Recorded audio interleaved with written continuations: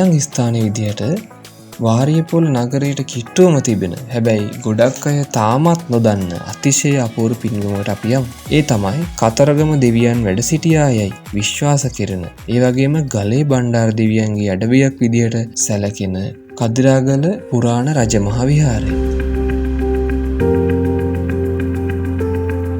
මේ කදිරගල කියන නම හැදිලා තියෙන්නේ කතරගම දෙවියන්ගේ තවත් නමක් වන කදිරා කියන නමින්. මේ ගල මත කතරගම දෙවියන් වැඩ සිටි බවට ලොකු ජනප්‍රවාදයක් තියෙනවා. ඒ වගේම මේ ගලේ බණ්ඩාර දෙවියන් වෙනුවෙන් කැප කරපු විශේෂ දේවාලයකුත් පිහිටලා තියෙනවා.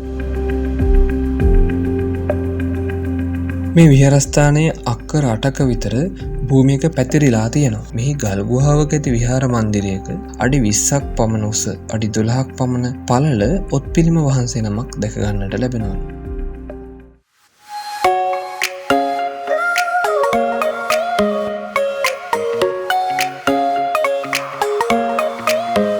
කන්ද මුදුනට නැග්ගහම පුරාණ දාගැබක නටබුන් සහ අලුතින් නිදි කරපු චෛත්‍ය, ඈතින් දොළුකන්ද සහ යක්දෙස්සාගල කන්දත් දැක ගන්න පුළුවන්. ඒ වගේම මුළු වාරියපොළ ප්‍රදේශයේම ලස්සනට බලා ගන්න පුළුවන්.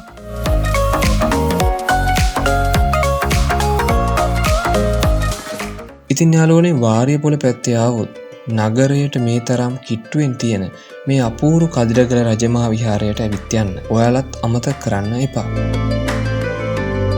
කදිරගල පන්සලට ඔයාට එන්න පුළුවන් වෙන විදිහේ හරිම ලොකේෂන් එක දාලා සිතියමක් පහළ ඩිස්ක්‍රිප්ෂන් එකේ දාලා තියෙනවා. ඒ සිතියම ඩවුන්ලෝඩ් කරලා ඔයාට වාරියපොළ අවට තියෙන සංචාරක ස්ථාන සියල්ලට පහසුවෙන්ම යන්න පුළුවන්.